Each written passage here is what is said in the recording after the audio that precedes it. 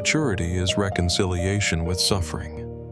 Growth is not about defeating adversity, but about learning how to accept all pain within it. This quote by the existential philosopher Albert Camus reminds you and me that we must imagine Sisyphus happy.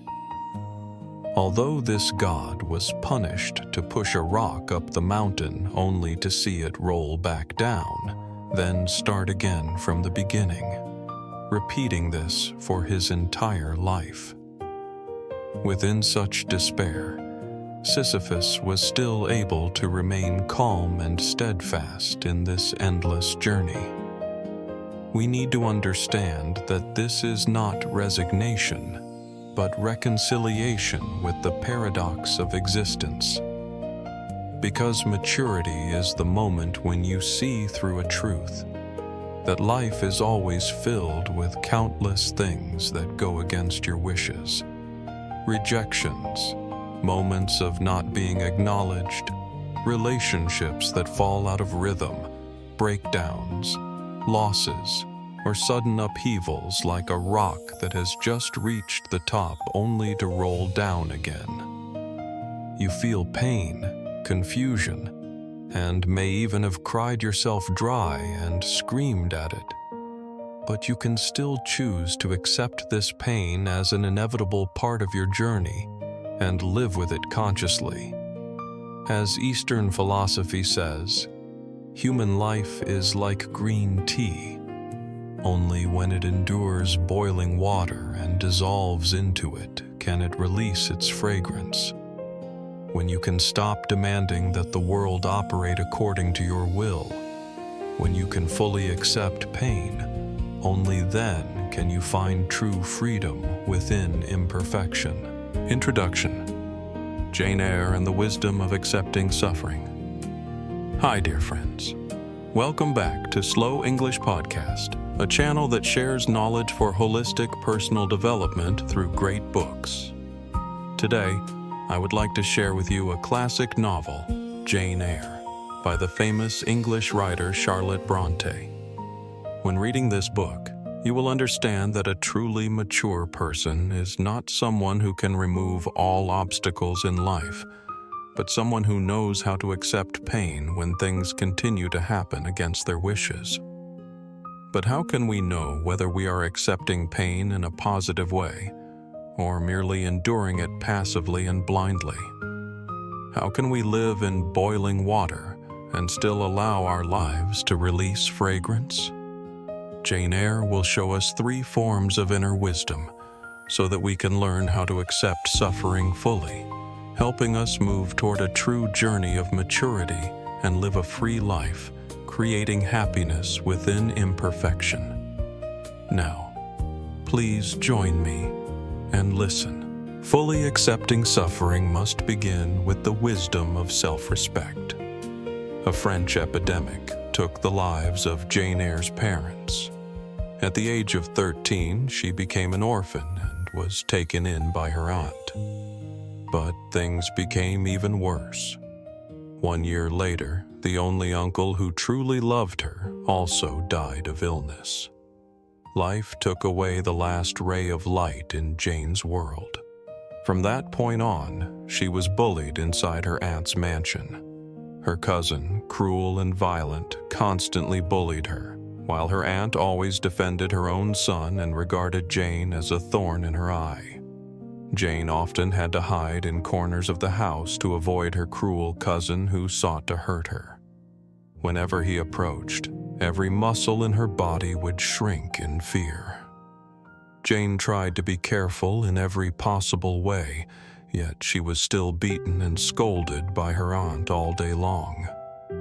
One day, after being struck on the head by her cousin until she bled, Jane resisted in response. But without listening to any reason, her aunt immediately locked her inside the room rumored to be haunted. Jane cried in terror, begging to be let out until she fainted. But her aunt showed no mercy and continued to lock the door tightly. In that mansion, even the servants could scold her at will. Jane lived like a hidden mouse, enduring daily suffering in an environment of injustice and brutal mental oppression. A servant advised Jane, "Do not think that living here means you can be like them. You must learn to obey and submit if you want life to be easier." But Jane did not do that. In the moment of ultimate fear inside that room, she gained a deep realization. The reason for all these terrible things was simply that she did not belong there. Instead of blaming herself or falling into despair, Jane realized that the injustice around her was not her fault. She understood that suffering does not define a person's worth, and that she truly deserved to be treated with kindness. Therefore, Jane did not choose passive endurance, but refused to become a tool serving the cruelty of her aunt's family. In essence, accepting suffering is not submission or becoming a spiritual slave, but holding firmly to one's self-respect. Passive endurance, toxic relationships, and losing the voice of the heart. Why, in modern society, psychological phenomena such as chronic stress, insomnia, and self-isolation have become so widespread? One of the main reasons lies in how we respond to adversity. When facing injustice, when things do not go our way, many people easily fall into a spiral of despair, helplessness, and self-blame. They repeatedly question themselves with resentment-filled questions. Is it because I am incompetent? Because I lack conditions that I am treated this way? Why does he treat me unfairly? Why does she behave like this toward me? Why don't my parents understand me? Why is my child so disobedient? These unanswered questions, instead of helping you find solutions, become psychological burdens, trapping you in feelings of helplessness and self-reproach.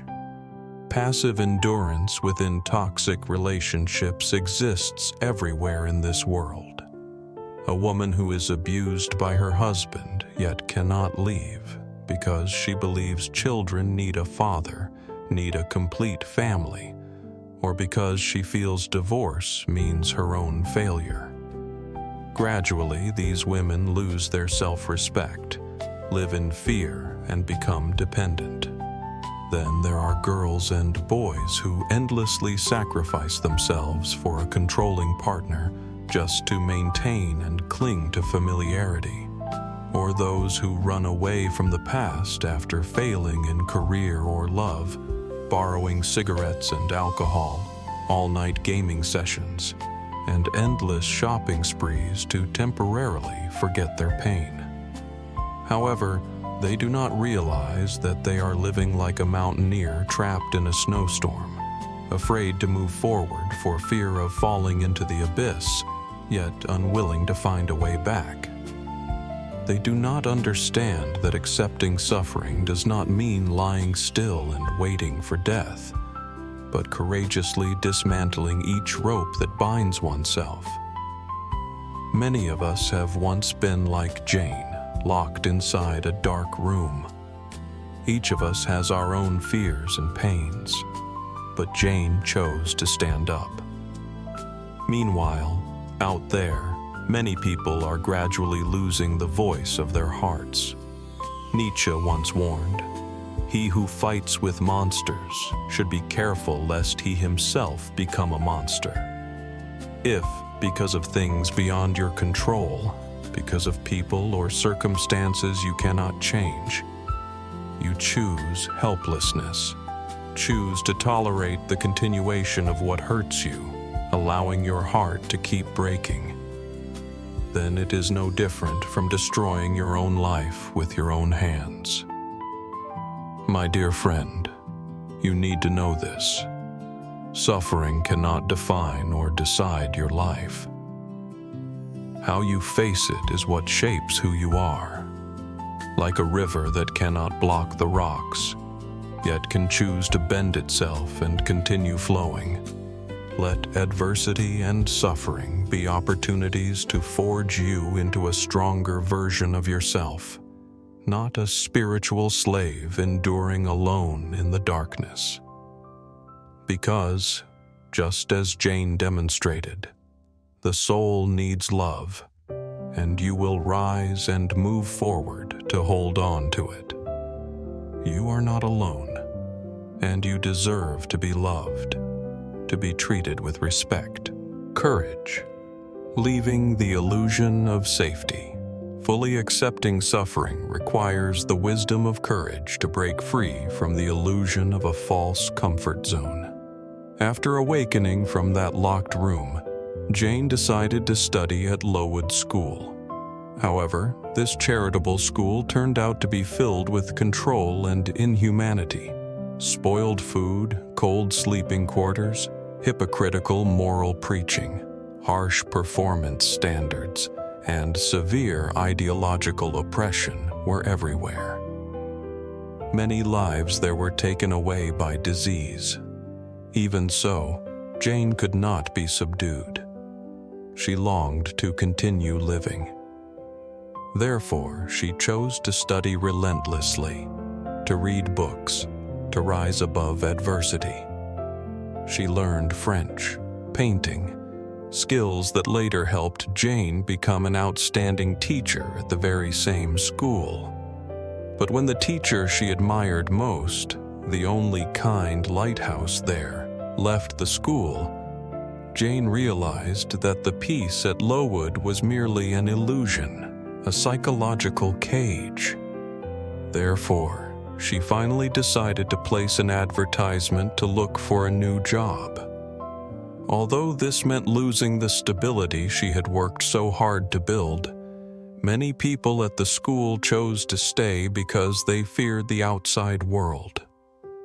Just like us, when we live in suffering, yet cannot escape. Perhaps it is because you have found a certain sense of safety and keep clinging to it. You hate your job, feel your core values are distorted at work. You are trapped in an unhappy marriage.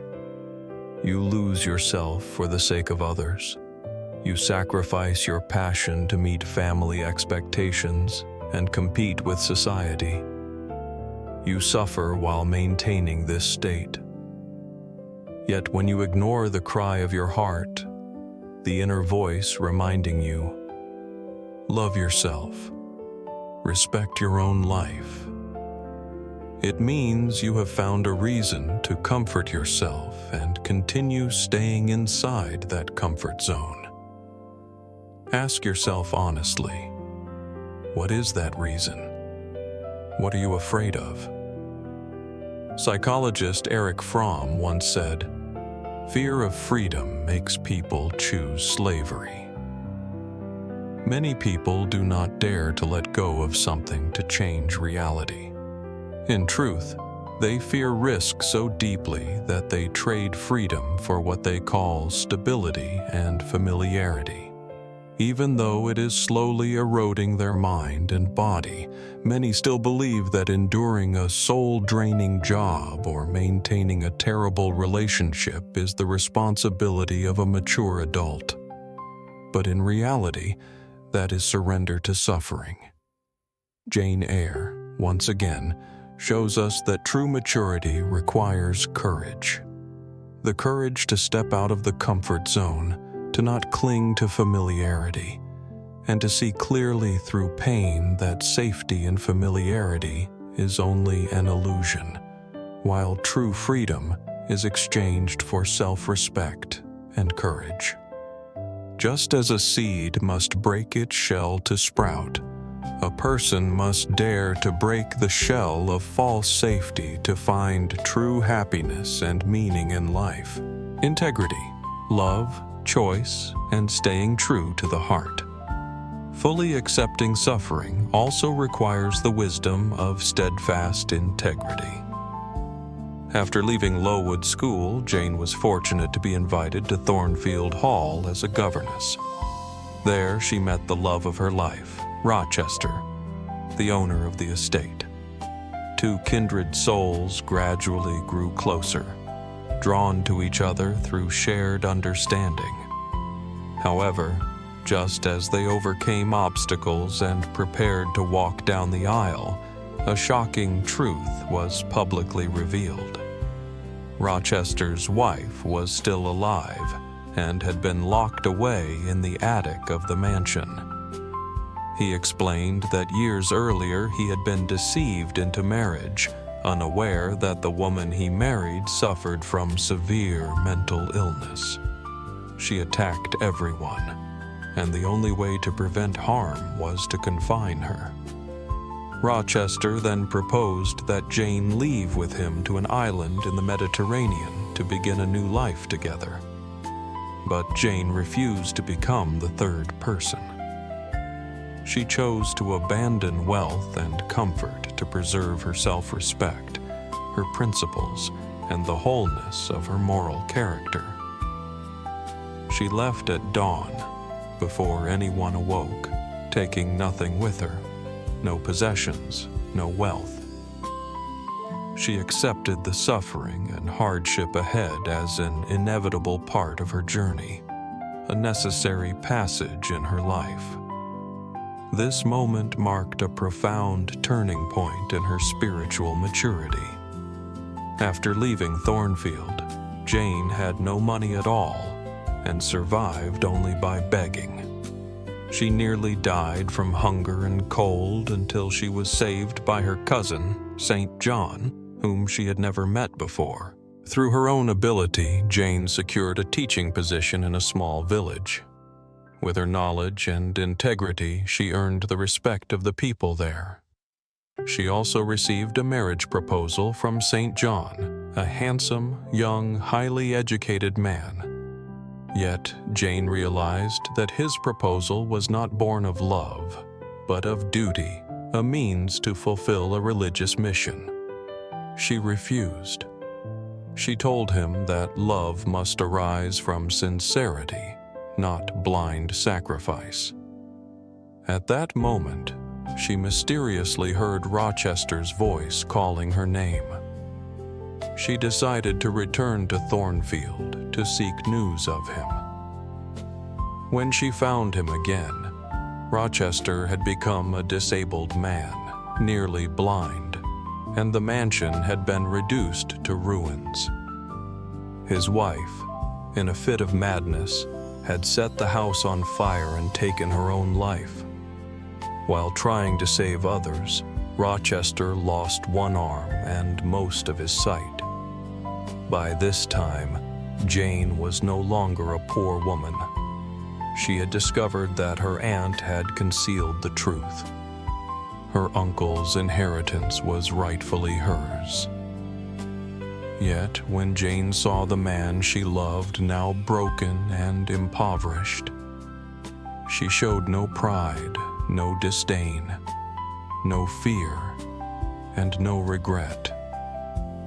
Instead, a warm and peaceful love arose within her. She wished to become his support, not out of obligation, but from genuine devotion.